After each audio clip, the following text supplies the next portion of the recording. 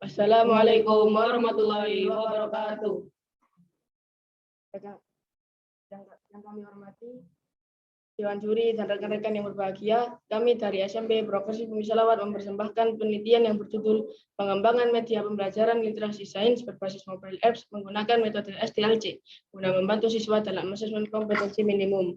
Bersama saya Raditya Putra Wijaksono sebagai Coordinating Team and Building Concept, dan saya Muhammad Gafan Nurakmal sebagai Prototype and Data Analysis.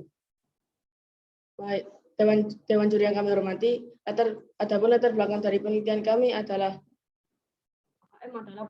penilaian kompetensi mendasar yang diperlukan oleh semua murid untuk mampu mengembangkan kapasitas diri dan berpartisipasi positif pada masyarakat. AKM adalah program asesmen nasional yang baru saja dilaksanakan di Indonesia.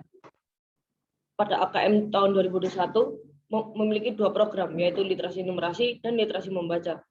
Literasi membaca adalah kemampuan untuk memahami, menggunakan, mengevaluasi, merefleksikan berbagai jenis teks tertulis untuk mengembangkan kapasitas individu sebagai warga Indonesia dan warga dunia, dan untuk dapat berkontribusi secara produktif kepada masyarakat. Sedangkan literasi numerasi adalah kemampuan berpikir menggunakan konsep, prosedur, fakta, dan alat matematika untuk menyelesaikan masalah sehari-hari pada berbagai jenis konteks yang relevan untuk individu sebagai warga negara Indonesia dan dunia. Pada program AKM tahun 2022, nantinya akan memiliki 3 program, yaitu literasi numerasi, literasi membaca, dan literasi sains. Maka dari itu, dibutuhkan media pembelajaran berbasis mobile apps. Baik Dewan Juri yang kami hormati, adapun tujuan dari penelitian kami adalah 1. Mengetahui cara merancang mobile apps untuk membantu AKM dengan metode SDLC. Yang kedua, mengetahui hasil pengujian mobile apps untuk membantu AKM siswa. Baik Dewan Juri yang kami hormati, ada manfaat dari penelitian kami adalah 1. Bagi penulis adalah sebagai implementasi ilmu pengetahuan yang didapatkan di bangku sekolah untuk menemukan hal-hal baru yang ada dalam kehidupan nyata, terutama dalam hal pengembangan media pembelajaran. Yang kedua, bagi Dinas Pendidikan Kabupaten Sidoarjo menjadi salah satu referensi baru dan hasil karya yang dapat memberikan sumbangan bagi dunia pendidikan dan masyarakat luas. Dan yang terakhir, bagi para siswa adalah sebagai pengetahuan baru bagi siswa tentang pengembangan media pembelajaran berliterasi. Dewan Juri yang kami hormati, berikut adalah penelitian yang sudah dikembangkan sebelum penelitian kami. Yang pertama adalah dari A. Ramdhani tahun 2020. Penelitian ini mengangkat tentang pengembangan media pembelajaran berbasis Android pada masa pandemi COVID-19 untuk meningkatkan literasi sains peserta didik. Hasil dari penelitian ini adalah kelayakan produk pembelajaran berbasis Android menunjukkan validitas sebesar 84% dengan kriteria sangat valid. Yang kedua dari Alatip tahun 2020. Penelitian ini bertujuan mengembangkan dan mengetahui efektivitas penggunaan multimedia pembelajaran berbasis literasi sains untuk siswa SMP. Pada tema teknologi, hasil dari penelitian ini adalah penggunaan multimedia pembelajaran berbasis literasi sains dapat meningkatkan literasi sains siswa secara keseluruhan sebesar 65,64%.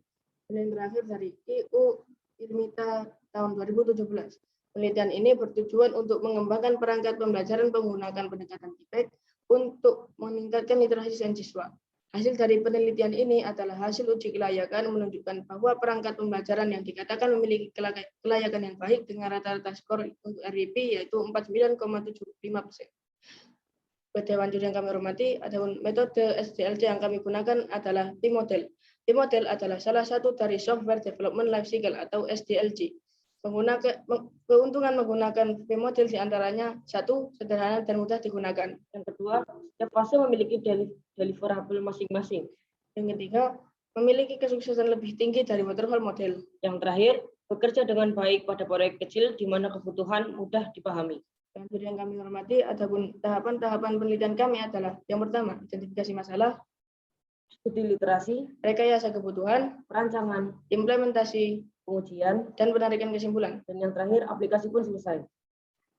Dan yang kami hormati, adapun hasil dari elisitasi penelitian kami adalah proses ini dilakukan dengan cara wawancara dan pengamatan dokumen yang ada. Hasil dari proses penggalian kebutuhan akan menjadi dasar pada identifikasi masalah.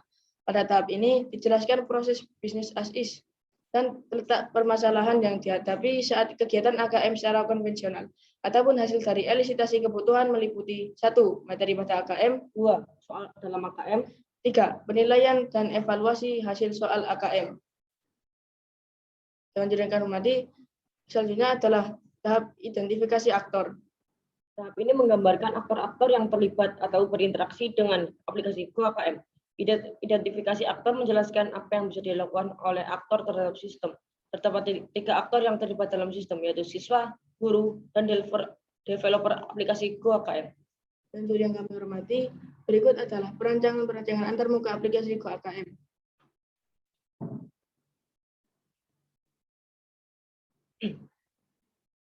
Setelah proses sketsa selesai, penulis melakukan evaluasi desain awal kepada beberapa pakar bidang ilmu komputer dan guru pembimbing dan didapatkan hasil akhir aplikasi Go AKM sebagai berikut. Pada halaman pertama, terdapat logo aplikasi Go AKM dan gambar loading. Pada halaman kedua, terdapat halaman untuk daftar. Pada halaman ketiga, terdapat halaman untuk login atau masuk kepada aplikasi tersebut. Halaman keempat, terdapat pengertian singkat tentang AKM. Pada halaman kelima, terdapat halaman yang dapat Anda gunakan untuk memilih jenis literasi. Pada halaman selanjutnya akan ditampilkan soal beserta gambar sesuai jenis literasi masing-masing. Ketika selesai mengerjakan soal, akan ditampilkan skor beserta jawaban yang benar dan penjelasannya. Pada halaman terakhir, terdapat games untuk memudahkan siswa memahami materi tersebut. Berikut adalah contoh soal-soal literasi sains. Di soal literasi, terdapat gambar dan teks kemudian terdapat soal-soal. Dan yang terakhir adalah kesimpulan dan saran. Kesimpulan dari aplikasi Go AKM merupakan media pembelajaran dan ujian bagi siswa dalam menghadapi AKM nasional yang terdiri dari fitur materi, latihan soal, evaluasi, dan games. Yang kedua, hasil pengujian Go AKM menggunakan white box testing dan black box testing adalah sebesar 100%. Adapun saran dari penelitian ini adalah supaya aplikasi Go AKM dapat dikembangkan dan disempurnakan lebih baik lagi. Dewan juri yang kami hormati, sekian dari kami. Terima kasih. Wassalamualaikum warahmatullahi wabarakatuh.